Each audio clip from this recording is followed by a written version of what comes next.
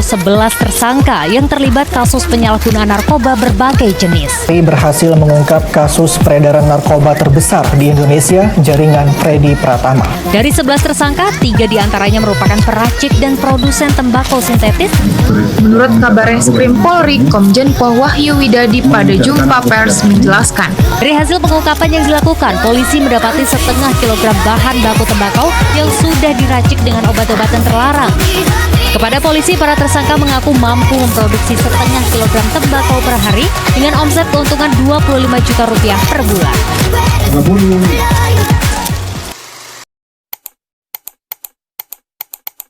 She call my phone with emergency. She call my phone with that urgency. I said, girl, why you keep calling? I said, girl, why you keep calling? Yeah. She said, I need a new one. Yeah, cause I know that you still calling. Anak dari artis N dipidana penjara 5 tahun karena menjadi pengedar dan pengguna narkoba. Punya teman atau kenalan yang kebetulan pakai narkoba? Kok masih ada ya orang yang terjerumus ke dunia gelap kayak gini?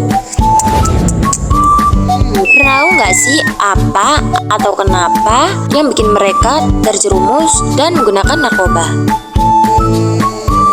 Atau kalian pernah bayangin nggak kalau kita sendiri yang pakai narkoba? Sebenarnya apa sih itu narkoba? Apa sih itu nafsa? Gimana dampaknya? Gimana cara mencegahnya? Udah, ayo kita bahas.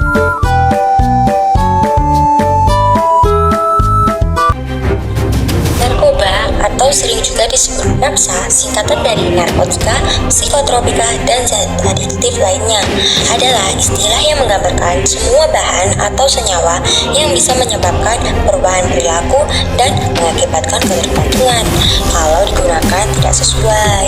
Penyalahgunaan narkoba bisa membuat kita kecanduan yang akhirnya bikin kita terus-terusan mengonsumsi narkoba dengan jumlah makin banyak pula.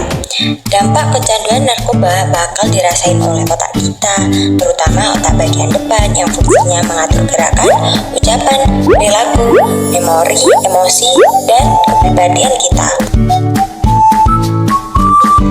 Kita jadi nggak bisa berpikir jernih, gampang lupa, dan sulit berkonsentrasi. Emosi kita juga nggak stabil, jadi sering gampang marah-marah atau ngamuk-ngamuk. Sebenarnya zat psikotropika ini banyak manfaatnya dalam dunia medis atau kedokteran. Tapi kalau penggunaannya disalahgunakan atau melebihi dosis yang dianjurkan, malah ngasih efek yang sangat berbahaya bagi kesehatan diri, bangsa, maupun negara. Dampak negatif dari nafsa ini juga banyak. Pertama, dari sisi psikologis, pengguna narkoba biasanya akan menjadi lebih emosional dan temperamental.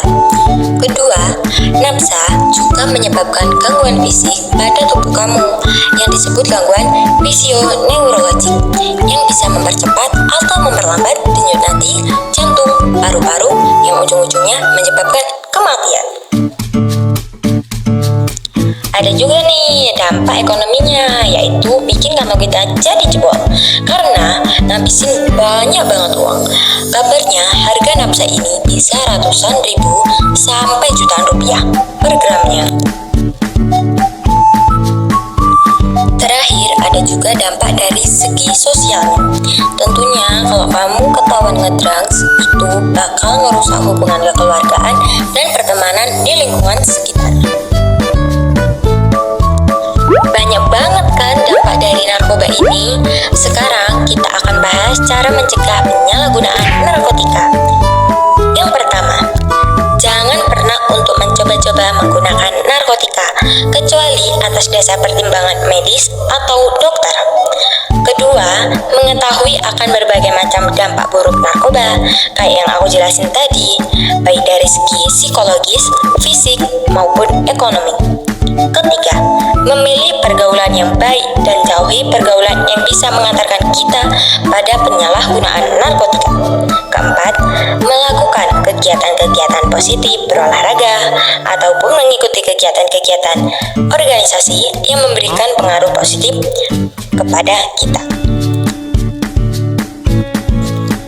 Kelima, selalu ingat bahwa selalu ada ancaman hukum untuk penyalahgunaan narkoba. Apalagi pengedar narkoba adalah lembaga permasyarakatan. Keenam, gunakan waktu untuk hal-hal positif dan habiskan banyak waktu dengan keluarga di rumah. Ketujuh, bila mempunyai masalah, maka carilah jalan keluar yang baik dan jangan jadikan narkoba sebagai jalan pelarian. Nah, bahaya banget kan nafsa ini? Pemerintah sendiri telah melakukan pemberantasan narkoba dengan membentuk Badan Narkotika Nasional dan undang-undang yang mengatur penggunaan narkotika di masyarakat. Undang-Undang Nomor 35 Tahun 2009. Nah, dasar hukum tentang penyalahgunaan narkoba tertera jelas di sana. Makanya, kalau ada penyalahgunaan nafsa kayak di berita-berita tadi, maka akan diamankan oleh aparat kepolisian. Jadi, katakan tidak pada narkoba dan ayo perangi narkoba.